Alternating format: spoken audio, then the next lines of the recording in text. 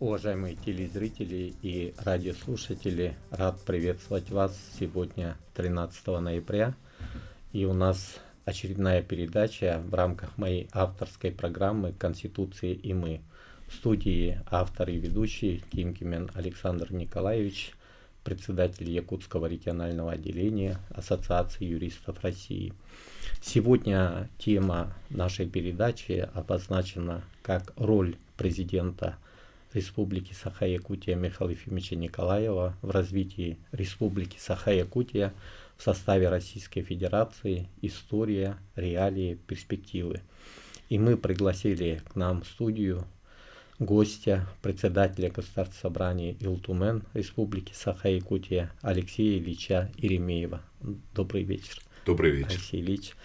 Но, безусловно, я должен отметить, что роль первого президента нашей республики Михаила Ефимовича Николаева, она является знаковой, потому что в тот период времени, а это уже начало 90-х годов, был сложнейший период, когда разваливалась страна, когда мы переходили из рыночных отношений, из плановой экономики на рыночные отношения, когда республика была в определенном смысле в опасности. Благодаря Михаилу Ефимовичу Николаеву мы смогли, образно говоря, вырулить из этой ситуации.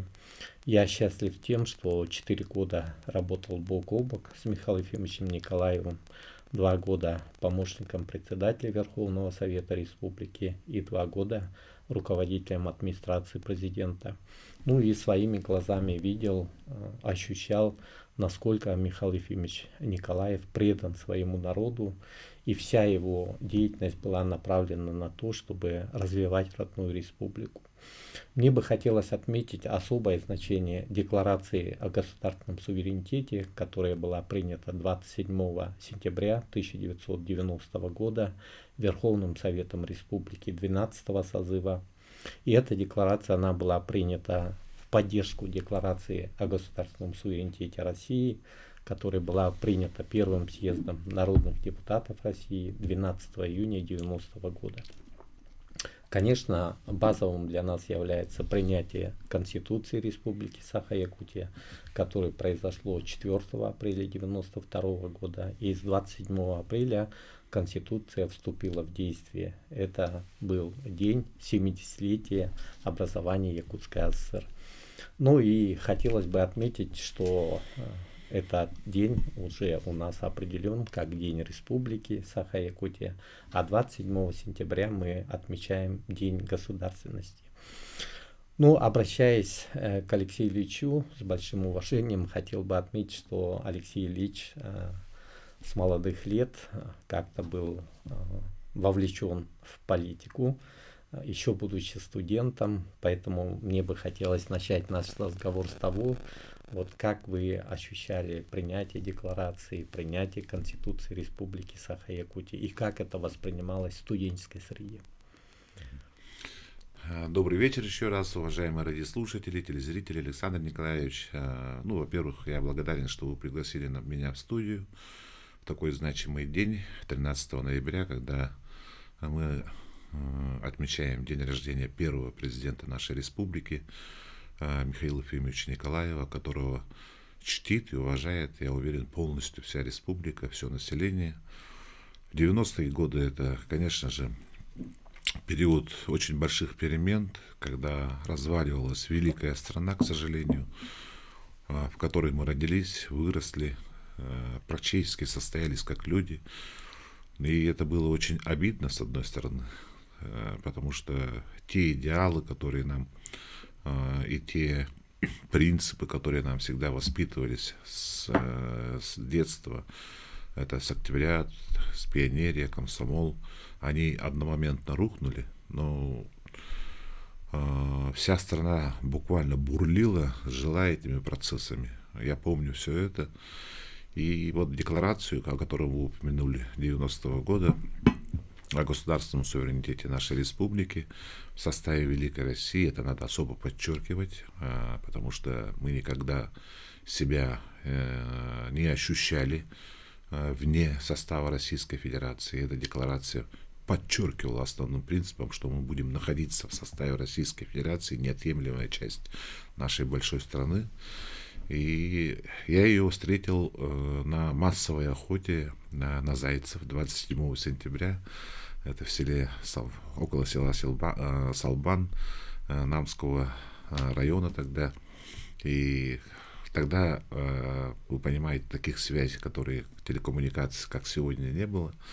И вдруг подъехали какие-то городские жители тоже, которые находились на охоте. Они каким-то образом узнали, наверное, через радио, и объявили нам о том, что принята декларация о государственном суверенитете нашей республики.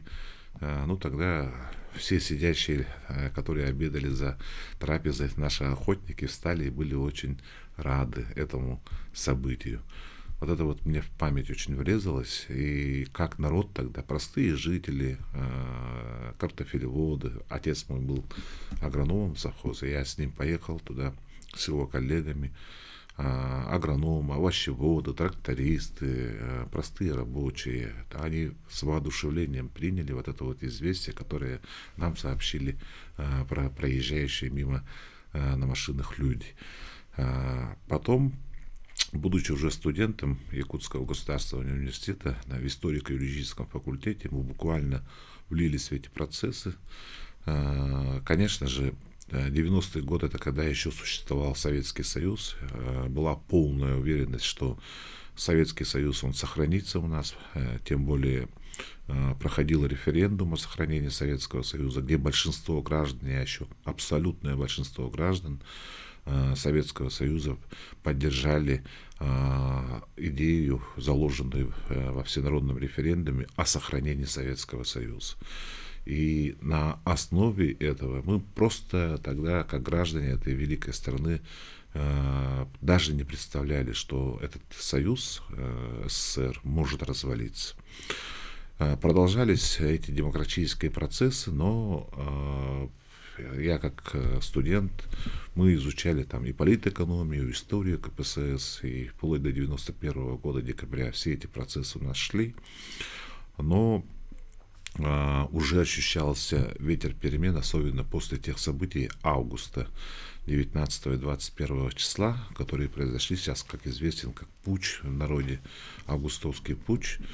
И тогда уже какой-то вот надлом, конечно же, произошел, будет ли этот Советский Союз или не будет, потому что пошла череда декларации уже не о государственном суверенитете, а о независимости. Помните, наверное, Прибалтийские республики объявили, Грузия вслед за ним начала объявлять, и было ощущение какого-то надлома вот такое вот. Ну, а потом эти события, связанные с Беловежской пущей, когда 3 президента собрались и объявили о том, что у нас страны больше не будет, и образуется какое-то содружество независимых государств. Но тогда, даже тогда внутренняя уверенность была, что СССР будет трансформироваться в какой-то иной вид государства. Может быть, это будет федерация, может быть, конфедерация, но содружество независимых государств. Ну, а то, что впоследствии произошло, конечно же, это, как говорит наш президент Российской Федерации, это величайшая геополитическая катастрофа. Я полностью разделяю эту мысль, потому что это была, я считаю, что это была большой-большой ошибкой, последствия, которые мы пожинаем до сих пор.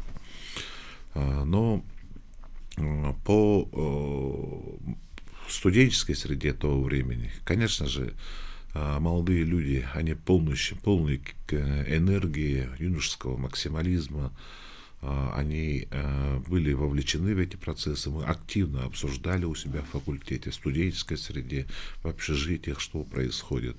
К нам приходили разные политики, потому что они почему-то в студенческой среде искали опору и поддержку. И думали, что именно студенчество, в принципе, вот это вот активное студенчество, которое вовлечено в эти процессы, оно сможет помочь им в каких-то вот таких вот вопросах, которые ставили они, ставили перед собой. Но впоследствии, заходя вперед, вы, наверное, Александр Николаевич, помните, и вы у нас были, мы активнейшее участие принимали при принятии Конституции нашей республики. Мы буквально делали несколько пикетов в марте месяце, когда еще было холодно, и шли с акциями по проспекту Ленина до площади Ленина. И у нас была единая цель, задача сподвигнуть Верховный Совет, тогда легендарный Верховный Совет 12-го созыва, чтобы мы приняли Конституцию нашей республики. Потому что в тот момент уже ощущалось противостояние президента Российской Федерации с Верховным Советом Российской Федерации, хотя была создана и Конституционная комиссия, две конституционные комиссии, возглавляемые и президентом Российской Федерации, и в Верховном Совете другая конституционная комиссия была. Альтернативные тексты, как я помню, были Конституции Российской Федерации, проекты вернее. Но это дело тормозилось именно из-за противостояния. А когда страна развалилась, Советский Союз, когда были заложены принципы, о которых вы упомянули, в Декларации о государственном суверенитете нашей республики, нужно было принимать основополагающий документ, потому что государство, мы с вами прекрасно это знаем, раз это государство, оно не может жить без правил, без своих законов, без своих нормативных актов. Подзаконными актами в виде указов президента, постановлений правительства, конечно же, руководствоваться можно, но можно в очень короткий период. А базой к всему этому является, конечно же, Конституция, основной закон.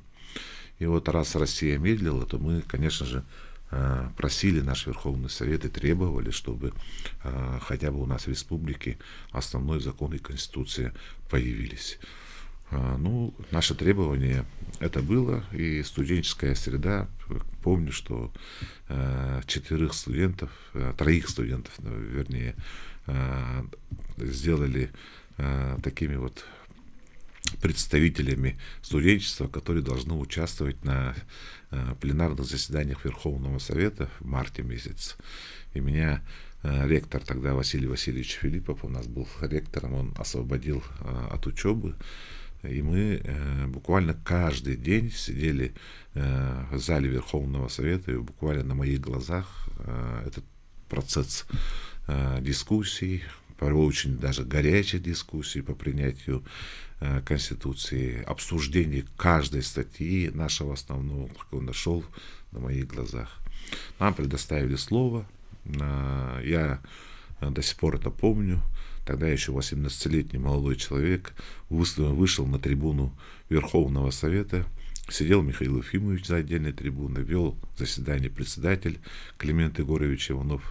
И когда я вышел на трибуну, конечно же, было большое-большое волнение, потому что огромное количество народных депутатов все обращены взорами на тебя. Что скажет этот молодой человек? Ну, мне удалось взять себя в руки и хорошо выступить тогда, и текст передать и президенту республики с нашими требованиями, и председателю Верховного Совета.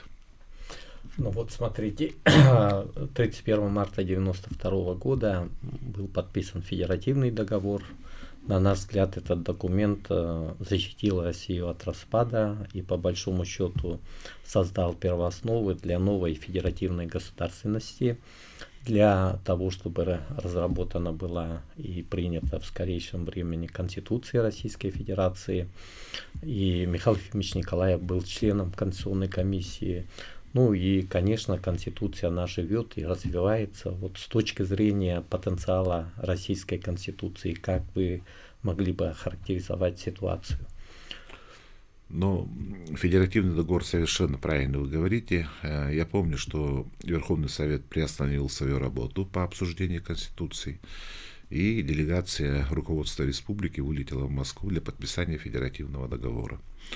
Мы также были, студенчество, ознакомлены с текстом, проектом этого федеративного договора, и мы полностью поддерживали заложенные принципы и основы, которые были отражены в этом проекте. Вы совершенно правильно отмечаете, что федеративный договор — это был основополагающий документ, который в тот момент он сделал очень многое для того, чтобы наша страна, Россия как таковая, в том ее виде, как мы ее представляли, РСФСР, Российская Советская Федеративная Социалистическая Республика, в тех границах, в тех территориях, в том составе она была сохранена.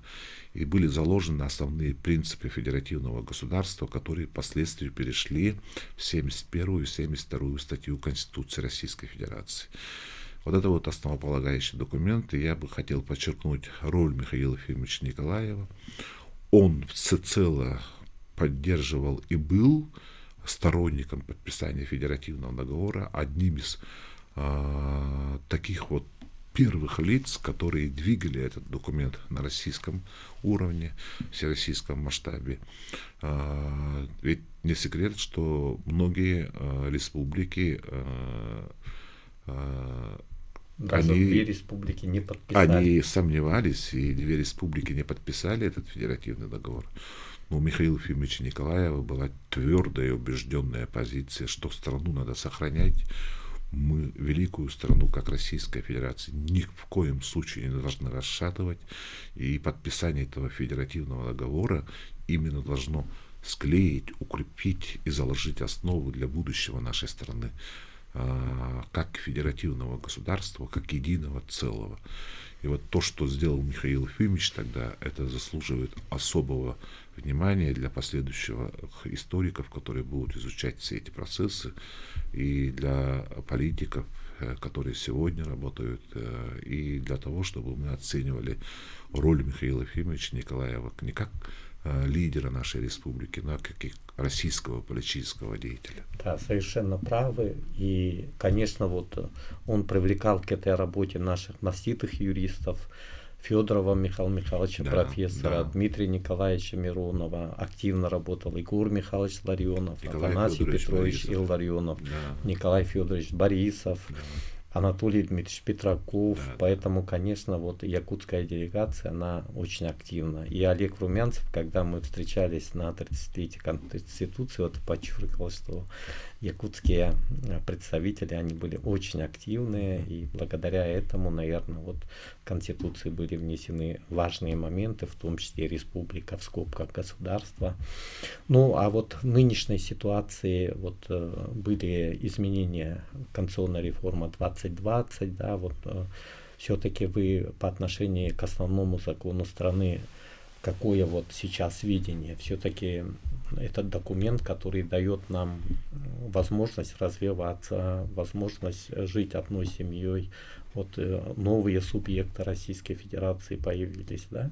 Вот как вы сейчас оцениваете? Ну, я оцениваю нашу Конституцию это как основу всего фундамента правовой системы нашей страны. Она состоялась, она доказала, что она жизнеспособна, во-первых. Много же споров было, что это суперпрезидентская республика и так далее, и так далее, и так далее. Но в такой стране, как по огромной по территории, многонациональной, многоконфессиональной стране, именно сильная президентская власть, я считаю, что она полностью оправдала себя, потому что исторически так сложилось, что должен быть лидер единый, который должен вокруг себя консолидировать всю страну. Мы же прошли и 90-е годы, и начало 2000-х годов. Это сложнейший период. И я считаю, что те основы, которые были заложены в Конституции Российской Федерации, они незыблемы и остаются. Ведь не случайно глава 1, она остается незыблемой по защите прав, конституционных прав человека и гражданина.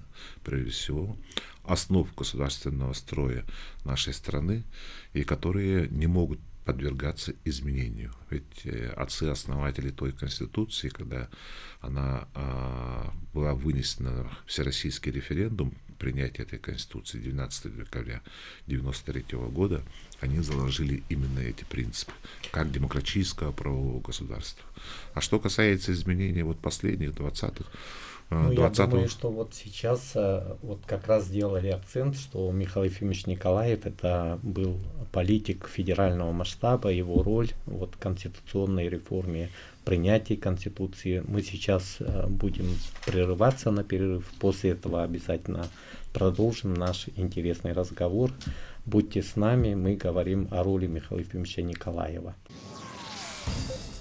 Еще раз приветствую дорогих телезрителей и радиослушателей. В эфире программа «Конституция. Мы» и ее ведущий Александр Николаевич Тимкимен. Хотел бы отметить, что сегодняшняя наша передача посвящается роли первого президента Республики Саха-Якутия Михаила Ефимовича Николаева в развитии государственности Республики Саха-Якутия в составе Российской Федерации.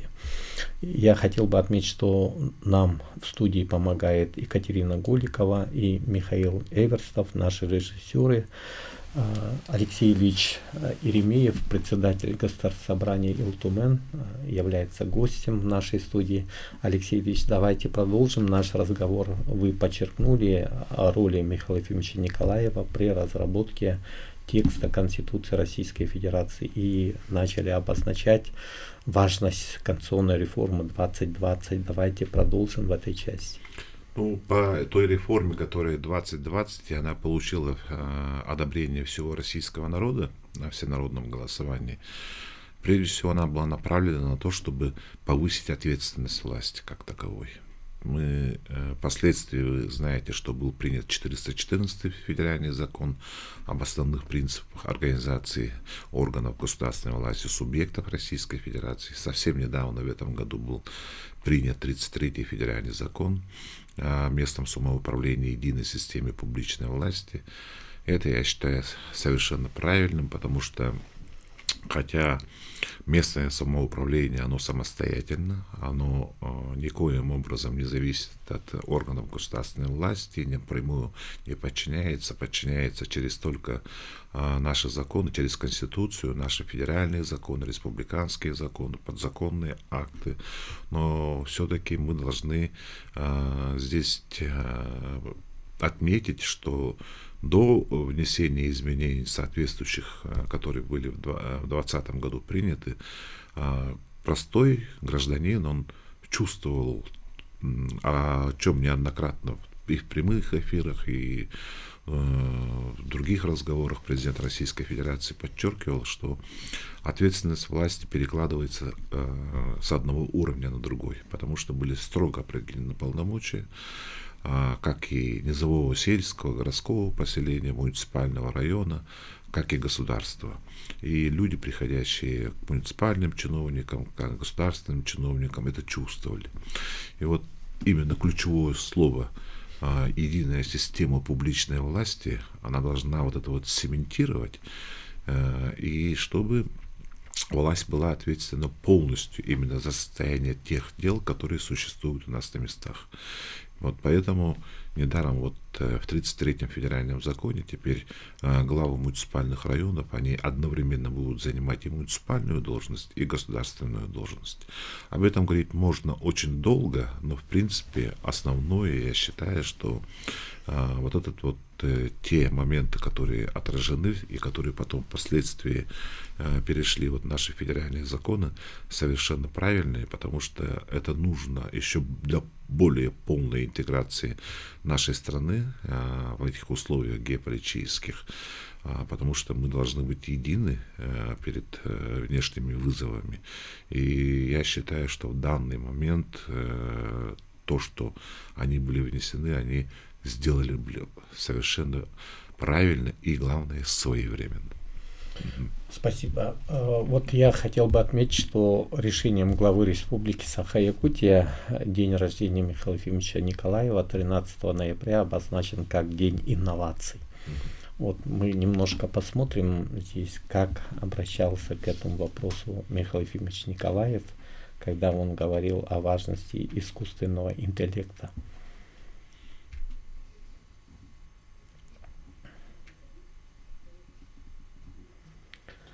На самом деле он предвидел многие процессы, и даже вот в те годы, когда он говорил про это, не все понимали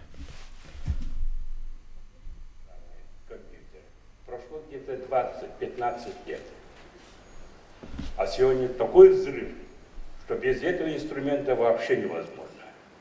Поверьте, моих слов, совсем скоро времени вот тот взрыв, который сегодня делается, именно искусственный интеллект, будет внедряться повсеместно. В этих условиях, как будет вести сам человек, какое производство будет у человека, безусловно, ведущую роль будет играть ее образованность, развитие ее таланта, способности, ее интеллекта, что он мог выбрать по душе себе свою работу. Ну вот даже из этих уст мы слышим, да, насколько важна и сегодня, конечно, вот эта архитектура использования новых технологий уже при Арсении Николаеве, ну, будем говорить, с каждым разом развивается. У нас созданы многие структуры и корпорация развития Якутии, технопарк Якутия, IT-парк и в целом по республике это движение развивается. Вот как бы вы прокомментировали этот момент? Ну, то, что Михаил Ефимович предвидел будущее, это неоспоримый факт. То, что он проводил какую политику в республике, во многом эта политика трансформировалась потом на всероссийский масштаб. Не все это, вы все это прекрасно знаете. Я помню, как он радовался и с каким воодушевлением горел, когда у нас интернет появился, как такой в республике первый. В зачаточном состоянии, но интернет — это будущее, он говорил. И тогда мы действительно тогда еще мало себе представляли, что это такое, но президент нашей республики Михаил Ефимович Николаев говорил, что это всемирная сеть, которая будет теперь полностью заменять то информационное пространство, к которому мы привыкли традиционно, то есть черпали из книг, из фундаментальных вот таких вот знаний и так далее, и так далее. А что касается искусственного интеллекта, в последние годы мы с ним очень часто встречались, разговаривали на разные темы, дискутировали. Он меня многому учил, в том числе мы разговаривали по искусственному интеллекту. И вот по искусственному интеллекту он подчеркивал то, что есть вероятность того, что молодые люди, доверившись полностью и интернету, и искусственному интеллекту, они перестанут развиваться. Потому что фундаментальное образование, как таковое, как заложенное в памяти человека, как в процессоре большом, да, оно перестанет работать, и мы потихоньку будем доверяться этому искусственному интеллекту, и он станет в какой-то степени поводырем нашим. Я ему говорил всегда, что искусственный интеллект, внедрение искусственного интеллекта — это большая революция. Она может быть даже сопоставима, ну не то что она сопоставима с внедрением энергетики в начале 20-х годов нашей страны, когда электрическая энергия полностью поменяла уклад жизни в нашей стране и в нашем бытие. То же самое это будет с внедрением искусственного интеллекта, даже больше. Поэтому нам, во-первых, это мы должны приветствовать, конечно же, это развитие человечества, это развитие науки и техники, но, тем не менее, роль человека как такового, она не должна быть никоим образом снижена. И мы должны быть готовы к этому. И он полностью разделял это мнение. И вот поэтому вот такие вот выступления Михаил Ефимович говорил. Он очень много читал. Он, хоть и был пожилым человеком, он шел с ногу со временем. И меня просто восхищало то, что он в теме, и не только в теме, но он еще видит будущее. Вот эта вот его черта, смотреть в будущее, она была присуща ему всегда. И всегда меня вот это вот, я особо хотел бы подчеркнуть это для телезрителей, радиослушателей. Он всегда смотрел в будущее. Совершенно согласен с вами, Да. Алексей Ильич. Ну вот, смотрите, Михаил Ефимович Николаев — это, наверное, человек, который обращал важнейшее внимание на духовно-нравственные ценности. Да. Вот в 2022 году президент России Владимир Владимирович Путин подписал указ о сохранении и развитии традиционных ценностей многонационального народа России. Вы знаете, в День народного единства президент страны подписал указ о дне коренных малочисленных народов России, о дне языков народов России. Конечно, это скрепы, которые будут нас вести к единству нашего многонационального народа. Ну и его инициативы — это учреждение Дня матери, объявление года детства и детского спорта, года молодежи. Вот вы не только парламентарий, вы были членом правительства, поэтому вот хотелось бы об этих инициативах получить ваш комментарий. Ну, эти инициативы, конечно, шли вперед. Мы первым из субъектов и во всей России объявили, что у нас будет отдельный День матери, День отца. Он был проповедником внедрения здорового образа жизни, который сейчас по всей Российской Федерации, организатором первых международных спортивных игр «Дети Азии» и так далее, и так далее, и так далее. И все вот эти вот его начинания, они потом позднее трансформировались, как я уже сказал, на всероссийский масштаб. А сохранение традиционных ценностей — это отдельная тема, это отдельная глава его деятельности. Ведь во многом благодаря именно его позиции коренные малочисленные народы Севера, народ Саха прежде всего, он обрел уверенность и начал искать свои корни, он начал искать свои традиционные ценности. И вот мы как развили культуру, как мы развили свою традиционную культуру, это же, конечно же, благодаря именно той политике, которую заложил Михаил Ефимович Николаев. То, что Олонхо сегодня является всемирным наследием ЮНЕСКО, это плод его деятельности. Как мы отмечаем свой национальный праздник, это плод его деятельности. Как мы бережно относимся к своей истории, как мы бережно относимся к тому, что сохранили наши предки, хотя было очень мало письменных источников, в основном через устное народное творчество оно нам передалось, и как мы его сберегли, и как мы его доносим до следующего поколения, это опять-таки его заслуга.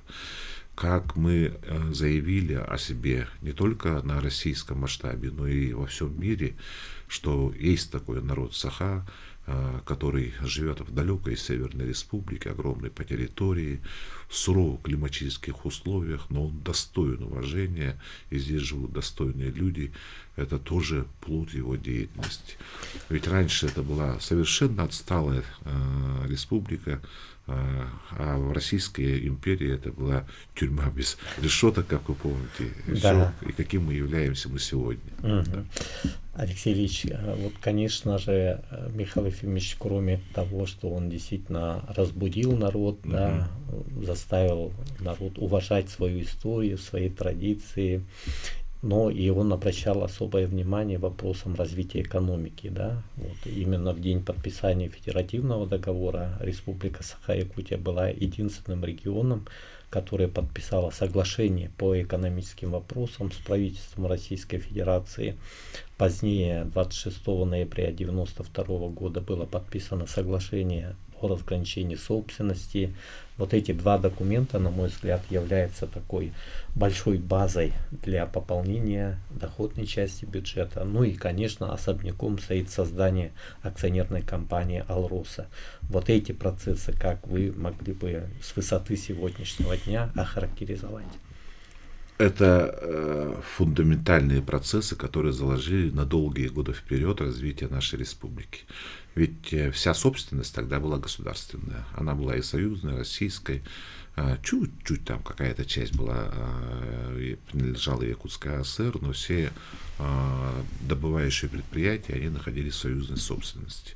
Федеральный центр, как я знаю, и как я изучал, я защищал кандидатскую диссертацию по этой теме, он полностью не был против, чтобы Якутии были переданы по золоту, по углю, по энергетике, все предприятия, находящиеся здесь, но особняком стоял вопрос по Якуталмазу. И вот то, что Михаил Ефимович сумел добиться, чтобы Якуталмаз превратился в закрытое акционерное общество с паритетной долей акций с Российской Федерацией, более того, 8% были распределены между улусами алмазной провинции, и часть акций, 18%, досталась трудовому коллективу. Это была самая большая его победа, я считаю, потому что это заложило основу именно экономической самостоятельности нашей республики, во-первых, и во-вторых, мы благодаря этому пережили очень сложнейший, тяжелейший экономический кризис 90-х годов относительно спокойно. Более того, мы не только социальные обязательства выполняли у себя в республике, но смотрели вперед, строили такие, как объекты, медицинский центр, спортивные объекты, организовывали спортивные игры «Дети Азии» и так далее, и так далее, и так далее. Сегодня до сих пор акционерная компания «Алрос», она является самым крупным налогоплательщиком в бюджет нашей республики, и в этом целиком и полностью заслуга, конечно же, Михаила Ефимовича Николаева и его команды. Да, это очень важно подчеркнуть сегодня. Ну и мы говорим о необходимости сохранения светлой памяти о нашем первом президенте. Глава республики подписал специальный указ по данному вопросу. Да. В городе Покровске сооружен памятник, будет также в Актемцах мемориальный комплекс. Ну и сегодня у нас есть проспект Михаила Николаева, прекрасная школа номер 40 в городе Якутске, самая крупная, будет носить имя Михаила Ефимовича Николаева. Национальный центр медицины носит имя Михаила Ефимовича Николаева. Вот в этих вопросах вы что могли бы еще подчеркнуть? Арсений Сергеевич совершенно прав, когда он очень масштабно поставил такие цели и задачи по увековечению первого президента Михаила Ефимовича Николаева. То, что медицинскому центру и присвоено его имя, это совершенно справедливо. Но глава республики, он прекрасно понимает роль Михаила Ефимовича Николаева и делает все возможное, чтобы не только современники, которые жили с ними, но и будущие поколения знали, помнили и чтили, кто такой первый президент нашей республики. Мы эту политику целиком и полностью поддерживаем, как парламент республики, и будем делать все возможное, чтобы эта политика была реализована в ближайшем будущем еще полностью и была раскрыта и доведена до широкого круга. Алексей Ильич, я искренне благодарен вам за то, что в этот знаменательный день вы были с нами, и в этой студии мы говорили о роли первого президента в развитии республики, в развитии Российской Федерации. И я хочу отметить, что мы будем и далее продолжать все великие дела, которые были основаны нашим Михаилом Ефимовичем Николаевым. Всего доброго, до свидания, до новых встреч.